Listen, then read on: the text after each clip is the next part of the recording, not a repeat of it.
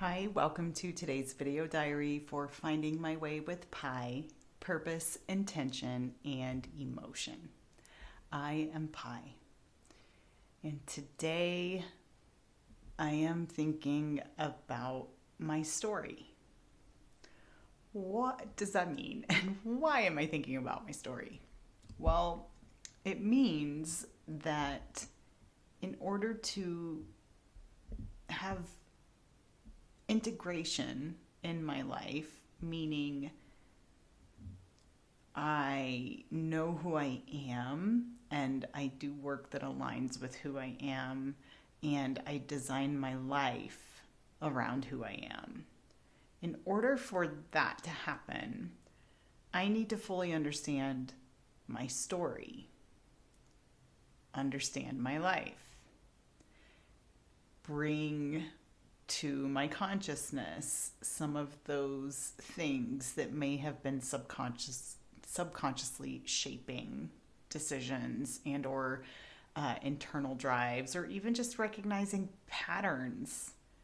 And then I get to write my story. Knowing all of those things, then I get to be a mindful author of my own story.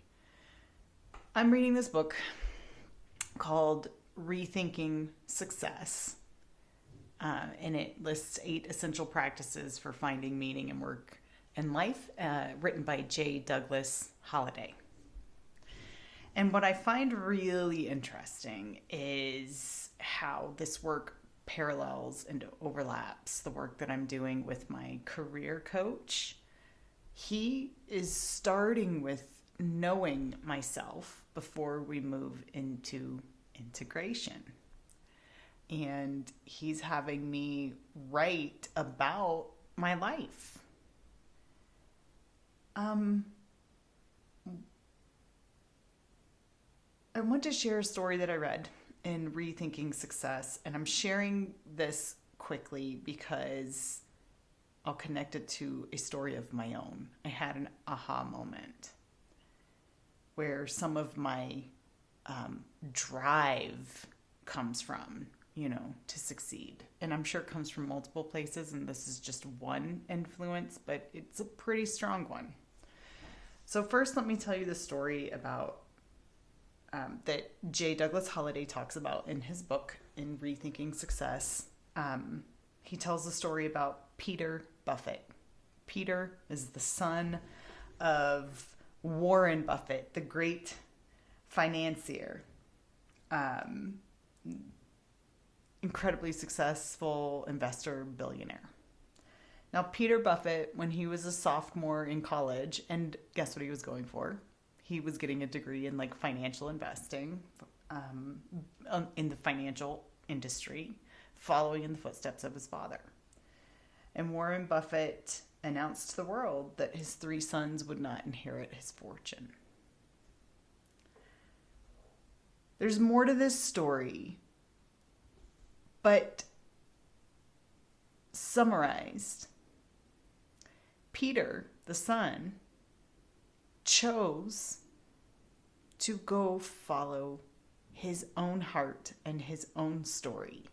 He looked around and realized how unhappy he was learning about the finance industry. It wasn't right for him. He loved music. So he dropped out of college. He moved to New York City. He became a composer, and he wrote the score for the movie Dances with Wolves. And he did so many more things as well. And he wrote his own story. But he realized that what he had been doing before he went to write his own story was simply existing in someone else's story. In fact, there's a quote from this book. Peter Buffett says, "We are all born into someone else's story." This is the part that hit me.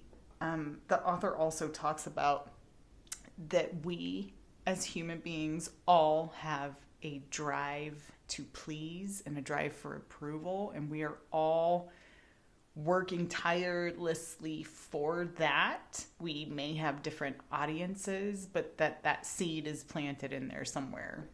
Peter Buffett, the son of Warren Buffett, until he woke up and started writing his own story, and to please himself, he was working to please his dad and follow in his footsteps. So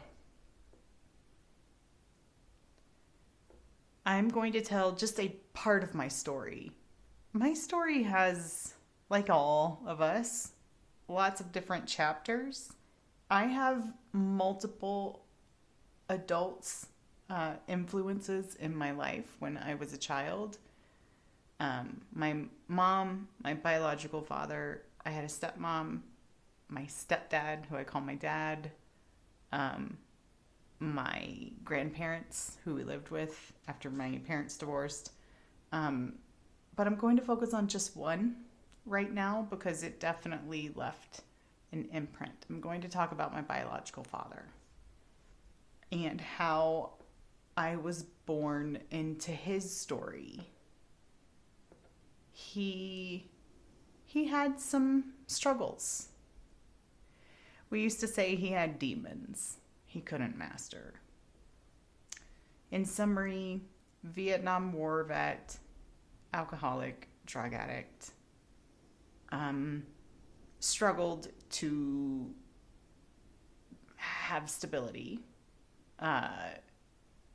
There was definitely hurt, abuse, things that were trauma. And at the same time, he was, I know he loved us. I think he was one of the most charismatic people I've ever met. People loved him.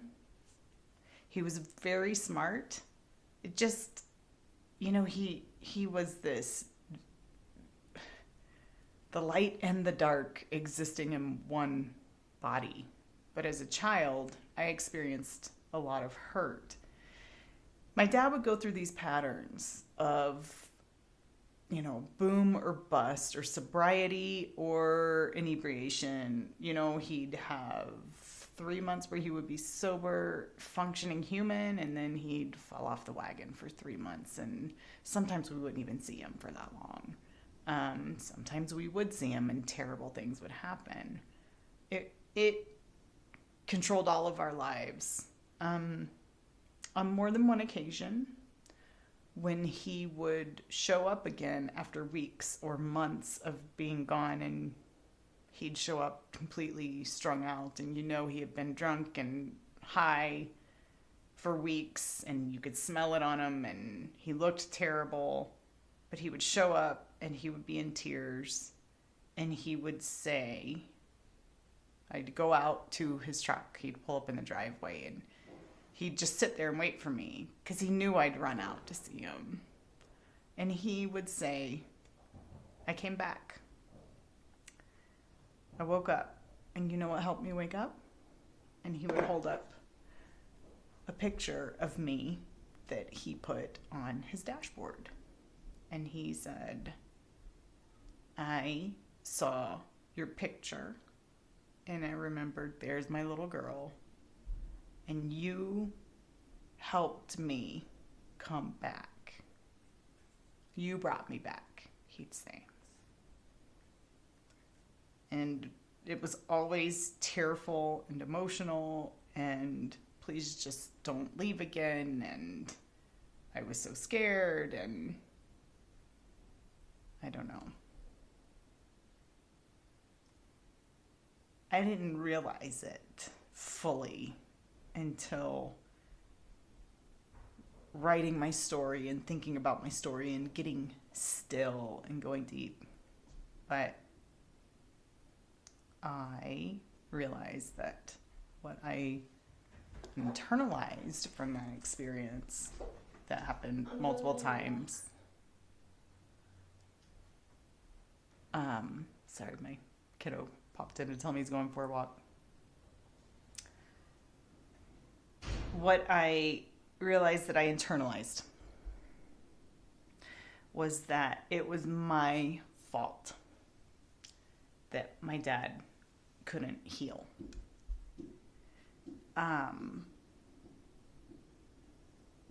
If I was the reason why he could come back from the brink every time,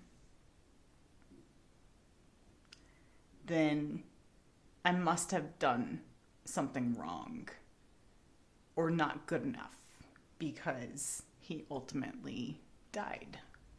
And definitely alcoholism and drugs were part of that death. I have this burning desire in me to help others see their wholeness, even when they feel broken. Because I just know the world needs them. There is a little girl or child or brother or sister or friend or mom or dad or someone who needs that person and needs them to wake up. And I just feel like I have this deep drive to help people save themselves, because I couldn't save my dad. The pattern that this comes out like in my life is that I always think it's my fault, that I needed to do something better if something doesn't work out. And while I think it is healthy to have a dose of self-reflection, it's not accurate to own all outcomes 100%.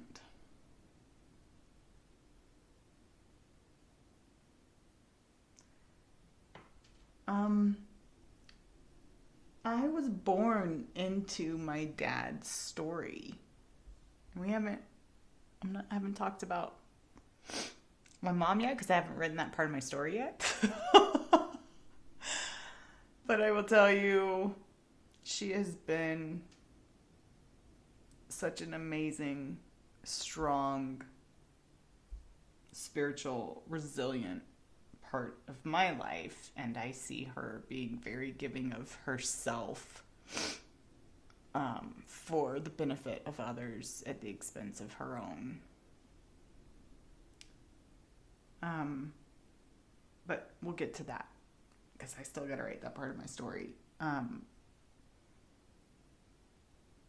This is enlightening for me. It helps me understand where this drive that I have comes from.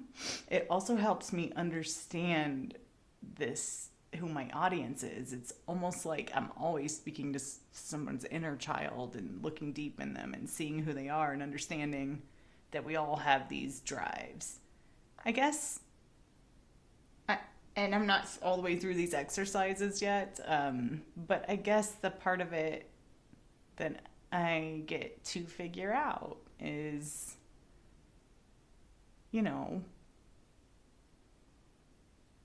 who am I? How much of this was of my drive or who I am is me versus the story I was born into and the expectations and or, beliefs or patterns that I picked up from that.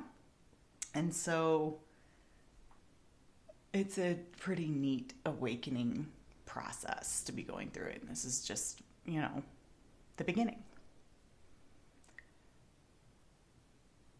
And it is emotional. It is, I feel the painful emotions of it. But this time,